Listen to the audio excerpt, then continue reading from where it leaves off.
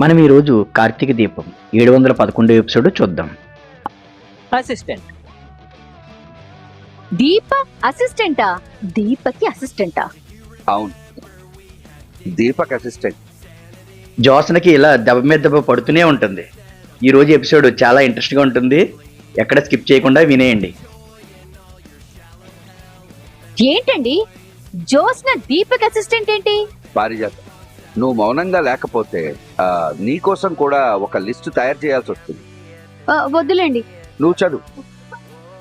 దీపక్కి Josna assistant గా ఉండాలి. దీపక్ అంటే ముందే ఆఫీస్కి రావాలి. దీప వెళ్ళిన తర్వాతే వెళ్ళాలి. ఒకవేళ దీప రాత్రంతా ఆఫీసులోనే ఉండిపోతే? దీపతోనే ఉండిపోవాలి. CEO గారు ఏ వర్క్ ఇస్తే ఆ వర్క్ చెయ్యాలి. కాదు, కుదరదు అనకూడదు. అలాగని దాంట్లో ఉందా? నువ్వు చదువు పరు, నువ్వు చదువు. నాకు చదవటం రావట్లేదు కదా, నువ్వు చదువు. అంటే దాంట్లో లేనివేవైనా చదువుతున్నావేమోనని. ఉన్నవే చదువుతున్నాను. చదువు చదువు.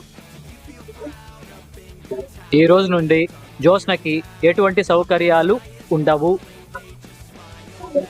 అంటే కారు, డ్రైవరు ఇలాంటివేవి ఉండవు. జోస్న అకౌంట్స్ అన్నీ బ్లాక్ చేయబడతాయి. కంపెనీ తరఫు నుండి కానీ పర్సనల్ అకౌంట్ నుండి కానీ డబ్బులు వాడడానికి వీలు లేదు. అప్పులు చేయడానికి వీల్లేదు. తప్పులు చేయడానికి అసలే వీల్లేదు.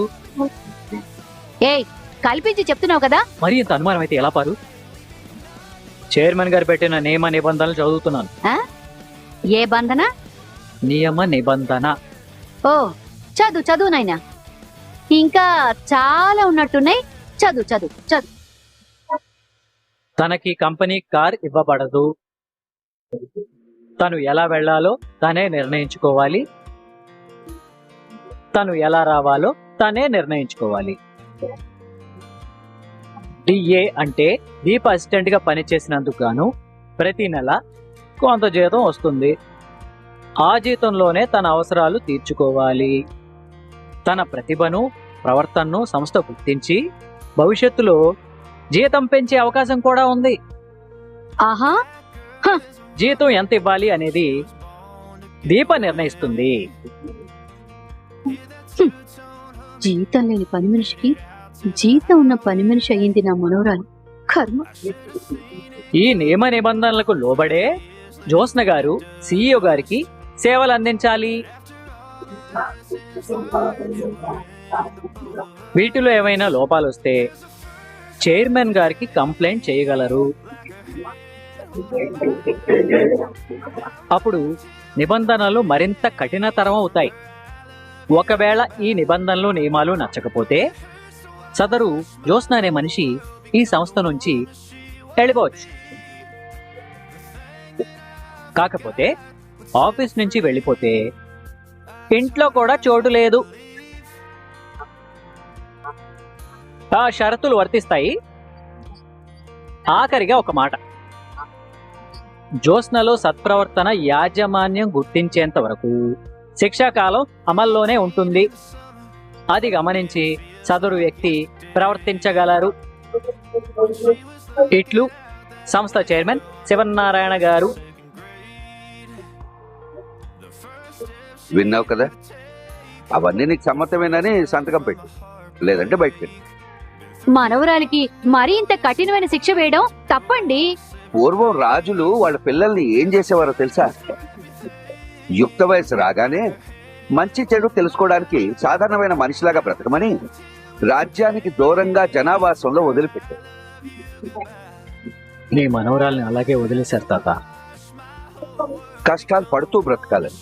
కష్టాల మధ్య బతికింది. చదివింది చాలే కాని పుస్తకం పక్కన పెట్టి ఏదో ఒక పని చేయి. కష్టాల్ని తట్టుకొని ఎదగాలని. అలాగే ఎదిగింది. తన రాజ్యాన్ని తనే వెతుక్కుంటూ రావాలని. అలాగే వచ్చింది. ఆపండి ఆపండి. తనొక పరిపూర్ణమైన మనిషిగా తయారైన తర్వాత మళ్ళీ రాజ్యంలో అడుగు పెట్టారు. అడుగు పెట్టింది.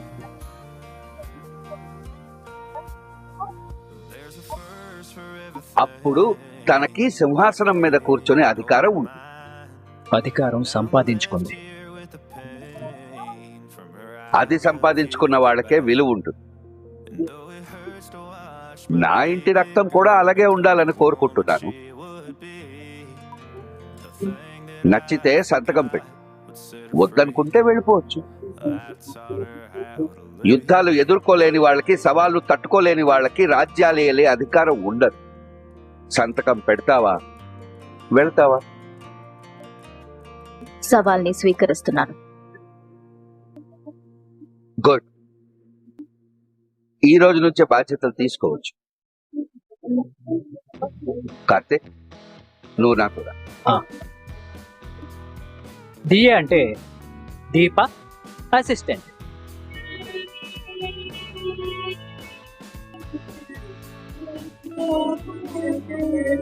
ఏంటి సీఈఓ గారు, ఏంటి ఇక్కడ కూర్చున్నారు? సారీ, ఇప్పుడు మీరు సీఈఓ గారు డిఏ కదా, మర్చిపోయాను. ఇదే శాశ్వతం అనుకోకు. నువ్వు ఇలాగే ఉంటే ఇదే శాశ్వతం అవుతుంది. నేను శివనారాయణ గారి మనవరాల్ని అన్నావుగా.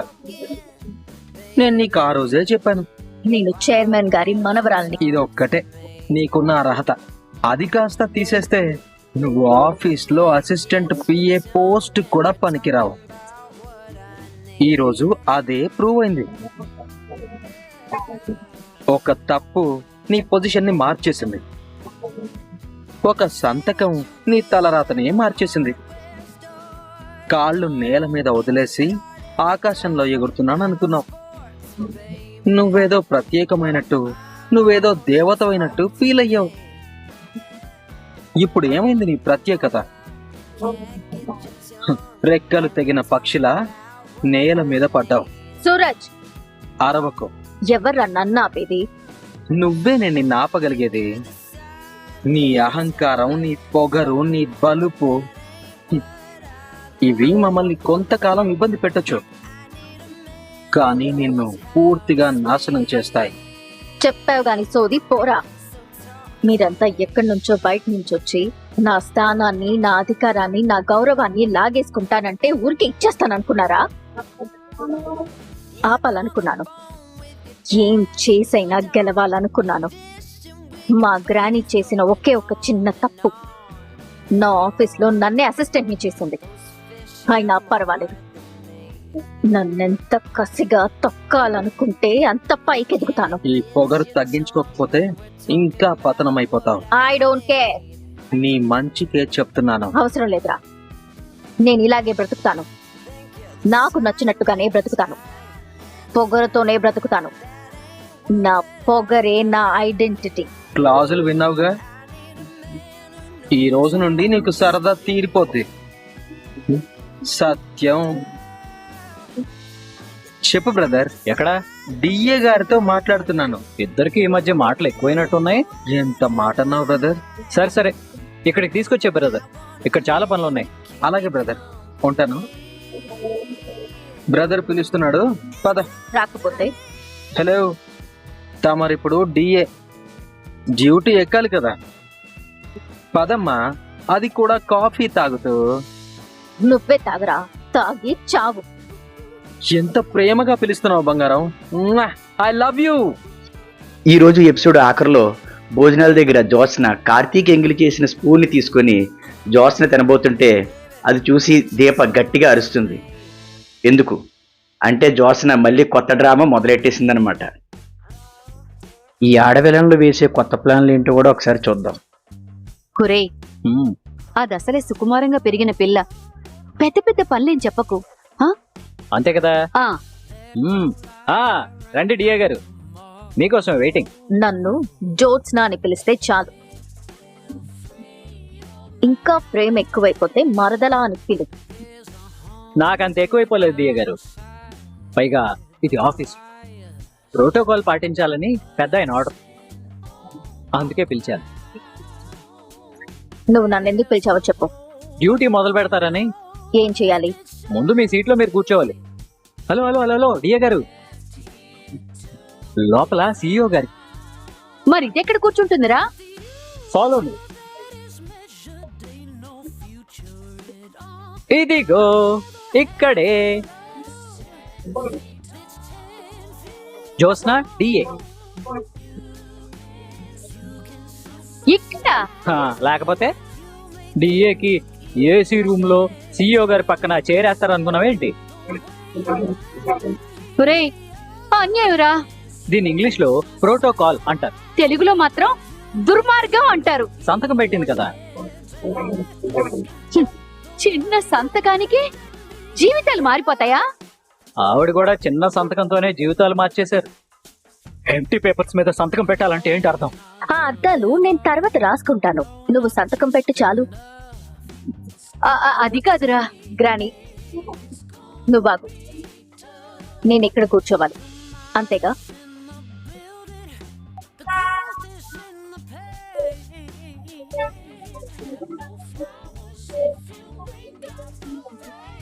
ఒరే, నువ్వేమో జోస్నకి అగ్రిమెంట్ ఉన్న బానిస, జోస్నేమో నీ పెళ్ళానికి అగ్రిమెంట్ లేని బానిస.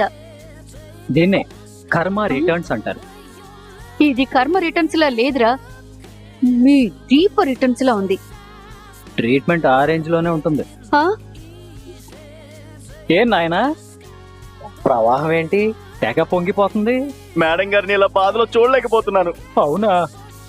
అయితే ఒక పని చెయ్యి. చెప్పండి సార్. ఇక్కడి నుంచి బయటికెళ్ళి ఆటో ఎక్కు. ఎక్కావా? ఎక్కాను సార్. మార్కెట్ దగ్గర దిగు. దిగాను సార్. ఆ పక్కన 200 అడుగుల టవర్ ఒకటి ఉంటుంది, అది ఎక్కి అక్కడ కూర్చుని ఏడు సార్. లేకపోతే మేడం గారిని చూసి తట్టుకోలేకపోతున్నాడు అంట. నువ్వు నీ ఓవర్ యాక్షన్ బదలుగా.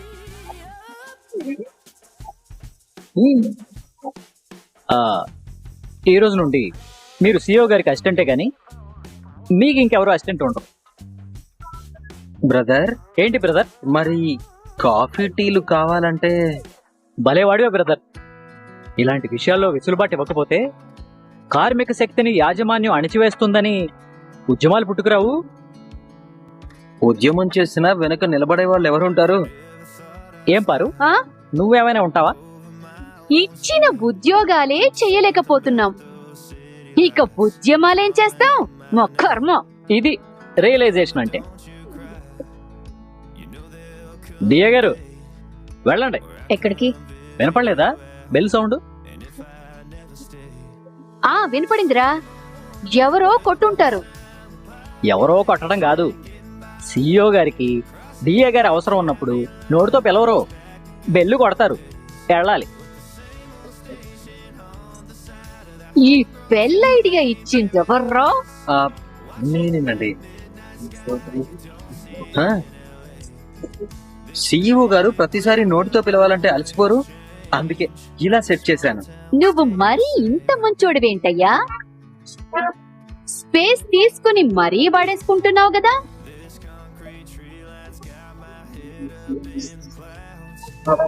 డిఏ గారు వెళ్ళండి. 2 సార్లు మోగినా వెళ్ళలేదంటే 3వసారి చైర్మన్ గారి దగ్గర నుంచి కాల్ రావచ్చు. వెళ్ళవే, పెద్దానికి తెలిసిందంటే మళ్ళీ ఏమంటాడు? వెళ్ళు. వెళ్తాను, CEO గారు పిలిస్తే వెళ్ళాలిగా. వెళ్తా. ఏం పారు, ఈ మాత్రం జాగ్రత్తగా చూసుకుంటే సరిపోతుందిగా. Are you happy? ఎందుకు పిలిచావు? ఈ బెల్ పనిచేస్తుందా లేదా అని చెక్ చేశాము. అయ్యయ్యో, ఈ ఘోరాల్ని నేను చూడలేను. పోతాను, ఇంటికి పోతాను. అమ్మో, ఈసారి ఎందుకు నొక్కావు? మళ్ళీ టెస్ట్ చేయడానికి నేనే నొక్కాను. బాగా ఆడుకుంటున్నారు.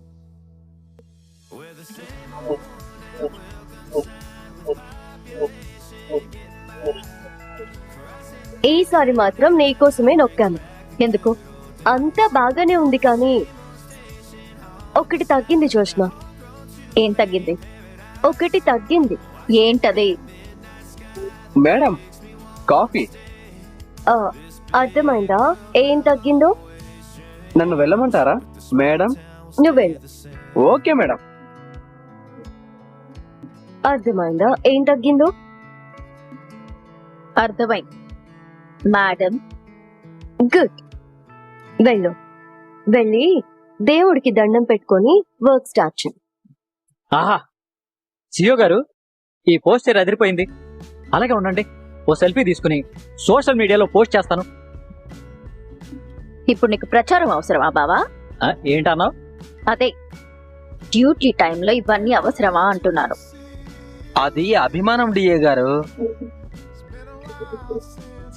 మీకు అర్థం కాదులే. రోజున తట్టుకోలేకపోతుంది బావా. ఇది ఆరంభం మాత్రమే మరదలా, ముందుంది ముసళ్ళ పండగ. ఈరోజు వంటలో కాస్త ఉప్పు ఎక్కువైనట్టుంది. ఆఫీస్ కి రావాలన్న హడావిడిలో ఉప్పు చూడడం మర్చిపోయాను బావా. ఏం పర్లేదు, సాంబార్ రైస్ అదిరిపోయింది. ఎందుకు పిలిచావు? ఈ బెల్ పనిచేస్తుందా లేదా అని చెక్ చేశాను. జోష్న సాంబార్ వేసుకుంటావా? No thanks. తినే దగ్గర అందరూ ఒకటే. నువ్వు అలా చూడకపోయినా నేను చూస్తాను.